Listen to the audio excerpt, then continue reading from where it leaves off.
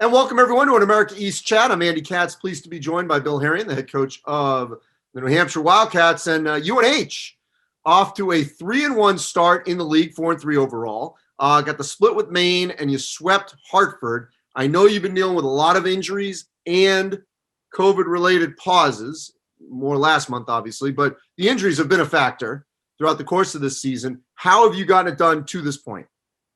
Well, it's interesting, Andy.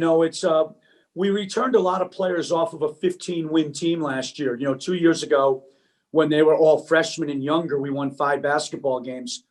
Turned the corner, made a good jump last year, went 15-15. Now with a lot of returning players back, and I think our expectations and the bar, just within our own program, has been raised. It's really funny. I think we all have anticipated that COVID would interrupt at some point almost every program at some point during this season. What I didn't realize was that we're more banged up with injuries than we are the COVID. Very fortunate, we played 3 games, or we played a non-1 to open the season, Keene State from New Hampshire. We lost to a very good Bryant team at home, very high-scoring Bryant team in a very good game. And then we went down and we lost at Quinnipiac. After Quinnipiac, we had gone since the beginning of school. Our testing here at the university has been terrific from day one, from when we started school back at the end of August, early September. We went 40 practices. We went 3.5 months with no positives. And then all of a sudden we got hit. But we kind of got hit all at once. And don't ask me how it happened and how it spread. But basically, everybody in our program contracted the virus.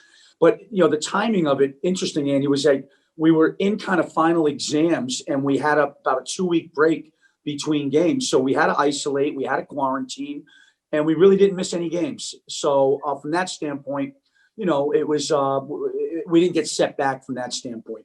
Now we're healthy. The protocols of the America East right now is we're playing back-to-back games in our conference. And I think it's the right move for safety precautions.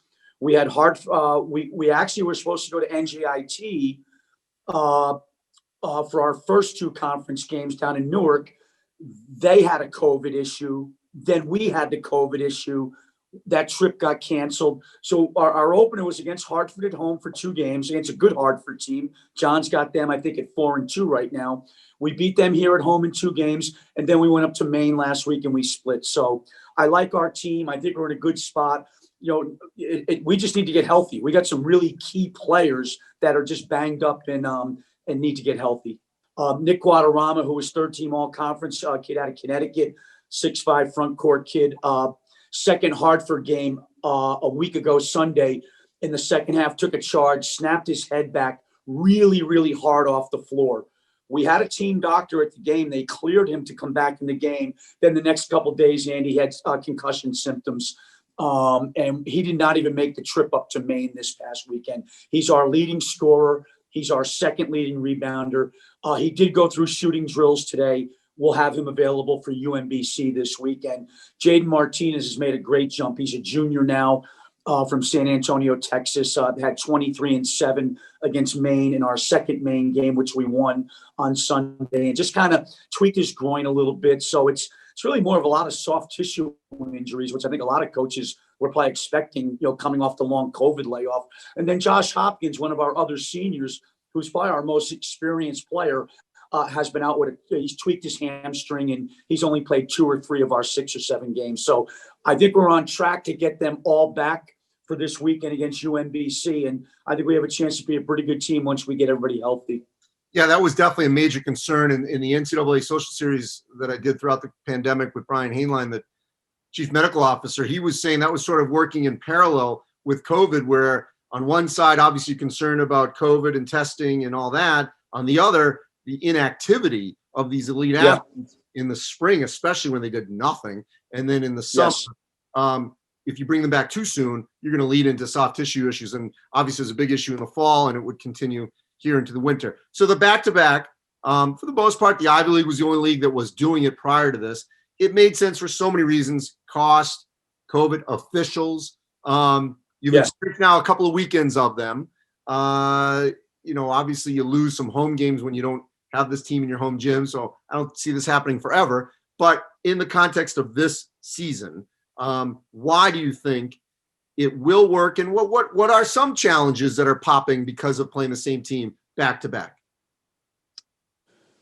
First off, I think the America East has done a great job. What they really have with our protocols and allowing us the opportunity to be safe and to play. Amy Hutchhausen, our commissioner, has done a great job. We have protocols at UNH on the back-to-backs. Other than if it's a long trip, we have to bus the day of the first game. We can only stay in a hotel one night. That's our protocols here at UNH. So, for example, this past Saturday was our first road trip with the back-to-backs. We had to go up to Orono, Maine. We left Saturday morning early. Richard Barron was kind enough to push. It was a 1:00 start. He pushed it back to 3 to give us a little extra time to get there. We did, New England, Andy, we did hit a snowstorm.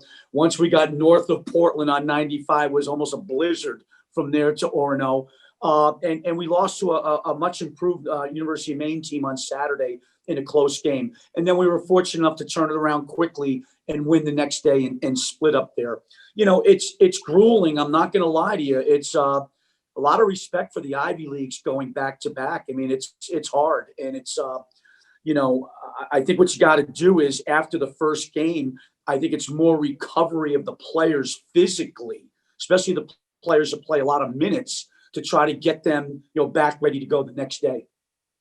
And obviously, like I said, it's good for the officials to stay in one spot.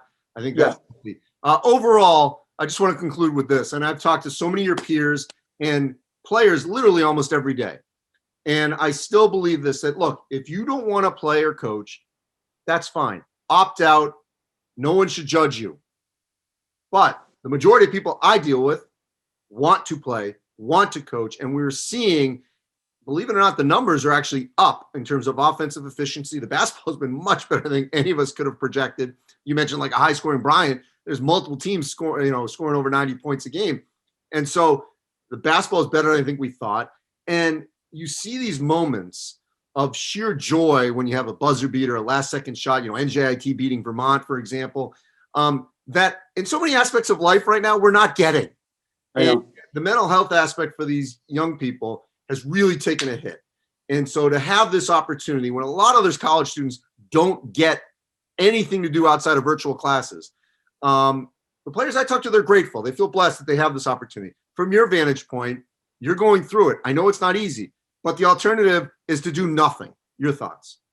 Yeah, no, I totally agree with you. I will say this though, Andy, I struggled with our guys when the holidays rolled around. You know what I mean? We're not a team. I know we're New England. I know we're New Hampshire. We don't have a lot of local New England guys. We've got guys from all over the country on our team. And I thought once right before Christmas, I was kind of torn between, the league started league play right before Christmas. And then we played Hartford on the 27th and 28th right after Christmas. So obviously we weren't allowed to go home. I was struggling with that prior to Christmas. I did Zoom with our parents a handful of times. I've been in constant contact with the parents to just let them know every single thing that's going on, very transparent what's going on in our program, and very, very,